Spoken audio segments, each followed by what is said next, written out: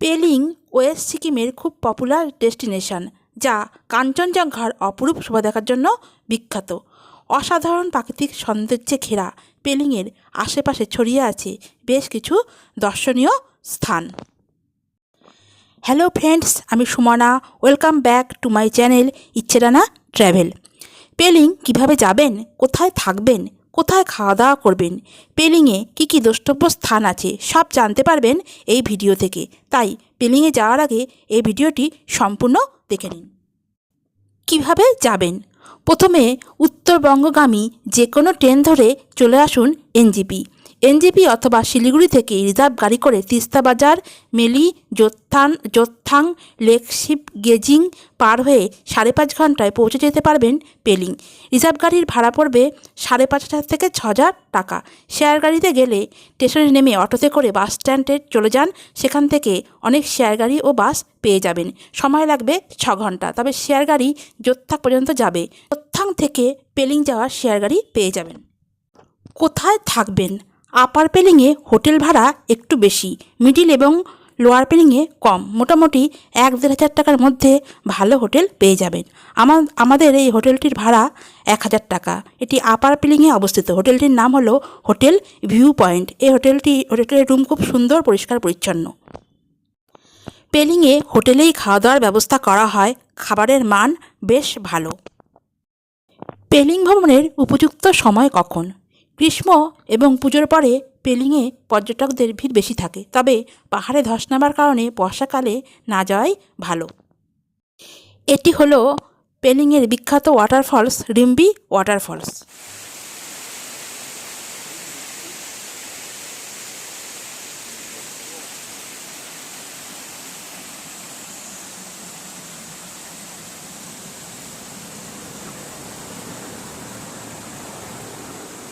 আমরা পেলিংয়ের local site scene দেখার জন্য হোটেল থেকেই গাড়ি ভাড়া করলাম। গাড়ি ভাড়া পড়লো 3,500 টাকা। ড্রাইভার ভাই প্রথমে আমাদের নিয়ে আসলো পেলিংয়ের রিম্বি ওয়াটারফলস দেখার জন্য। রিম্বি ওয়াটারফলস দেখে আমাদের নিয়ে আসলো রিম্বি অরেঞ্জ গার্ডেনে। এই অরেঞ্জ গার্ডেনটি রিম্বি নদীকে কেন্দ্র করেই গড়ে উঠেছে। এই অরেঞ্জ গার্ডেনটি খুব সুন্দর, পরিষ্কার পরিচ্ছন্ন এবং সাজানো গোছানো। এটি হলো পেলিংয়ের রিম্বি রিভার। নদীটিকে কেন্দ্র করেই গড়ে উঠেছে অরেঞ্জ গার্ডেন।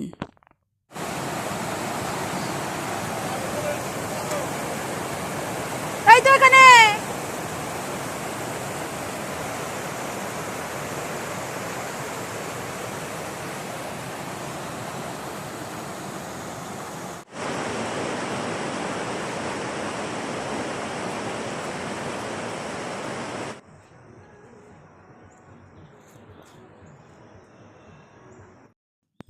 এরপর আমরা আবার গাড়ি করে রওনা হলাম পরবর্তী গন্তব্যের উদ্দেশ্যে। আমাদের পরবর্তী গন্তব্য হলো পেলিং কাঞ্চনজঙ্ঘা ওয়াটারফলস। এই কাঞ্চনজঙ্ঘা ওয়াটারফলসটি হলো পেলিংয়ের সর্ববৃহৎ ওয়াটারফলস। এই জলপ্রপাতটি কয়েকটি স্তরে বিন্যস্ত। এটি হলো প্রথম স্তর। এরপর সিঁড়ি দিয়ে ধাপে ধাপে ওপরে উঠে পৌঁছাতে হবে একদম সর্বোচ্চ স্তরে।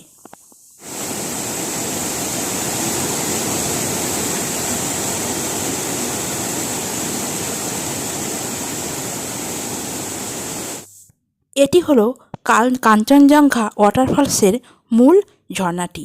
এটি হলো সর্বোচ্চ স্তর।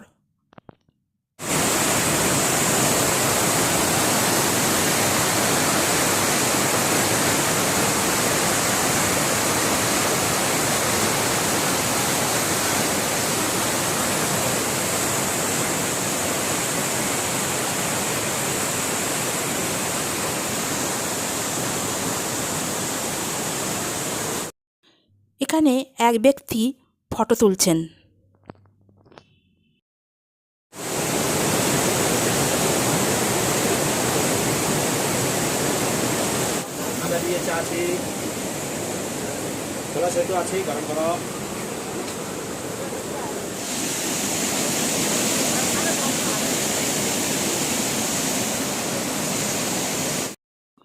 কাঞ্চনজঙ্ঘা ওয়াটারফলস থেকে আমরা রওনা হলাম পেলিংয়ের আরেকটি আকর্ষণ খেচিপুরি লেকের উদ্দেশ্যে।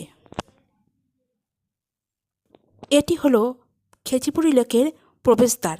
এই খেচিপুরি লেককে উইশিং লেকও বলা হয়। এখানে রয়েছে বেশ কিছু পর্যটক। আমরা গিয়েছিলাম ডিসেম্বরে। এই হ্রদের জলে রয়েছে প্রচুর মাছ, কিন্তু এখানে কেউ মাছ খায় না। এই খেচিপুরি লেক হিন্দু এবং বৌদ্ধ দুই ধর্মের মানুষের কাছেই পবিত্র। এই লেককে উইশিং লেক বা ইচ্ছাপূরণ লেকও বলা হয়। মানুষের বিশ্বাস, চারিদিকে সবুজের মধ্যে অবস্থিত এই হ্রদের জলে দাঁড়িয়ে যে ইচ্ছা করা হয় সেটাই পূরণ হয়। তাই এখানে সবাই পরিক্রমা করছে এবং তারপরে পুজো দিচ্ছে।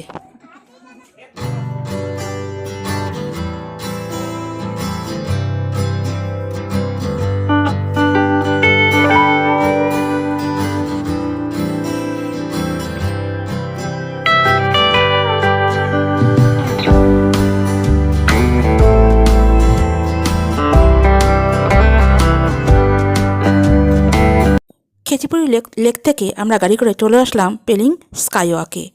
এখানে সিঁড়ি দিয়ে ওপরে উঠে তারপর টিকিট কাটতে হয়। এখানে 100 টাকা করে টিকিট, কিন্তু 18 বছরের নিচে ছেলেমেয়েদের টিকিট এখানে লাগে না। পেলিংয়ের প্রধান আকর্ষণ হলো পেলিং স্কাইওয়াক। পেলিং স্কাইওয়াক হলো ভারতের প্রথম গ্লাস স্কাইওয়াক।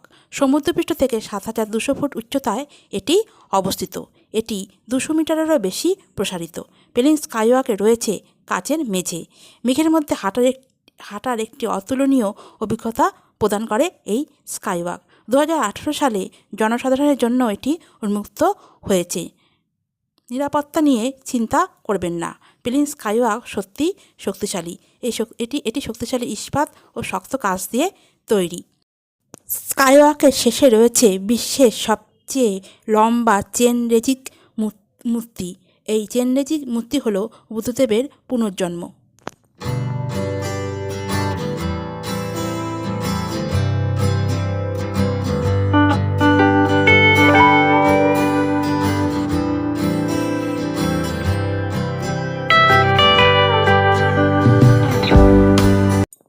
এটি হলো বুদ্ধদেবের পুনর্জন্ম চেন রেজিকের মূর্তি। এখানে রয়েছে প্রচুর সিঁড়ি। একটা করে সিঁড়ি দিয়ে আমরা ওপরে উঠলাম।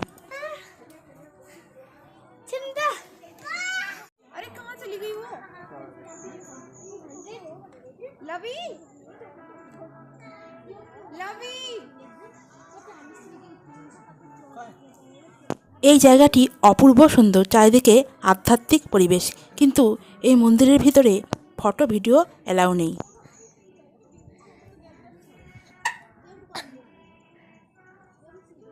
তো কোথায় থাকিস রে?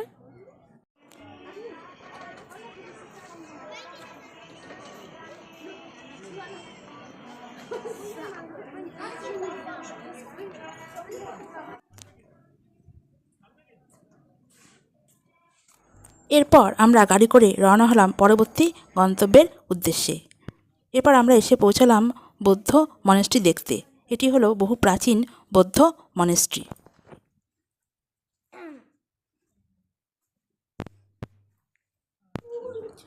আমরা যেই হোটেলে ছিলাম সেই হোটেলের ছাদ থেকে আমরা দেখলাম অপরূপ কাঞ্চনজঙ্ঘার অপরূপ সৌন্দর্য।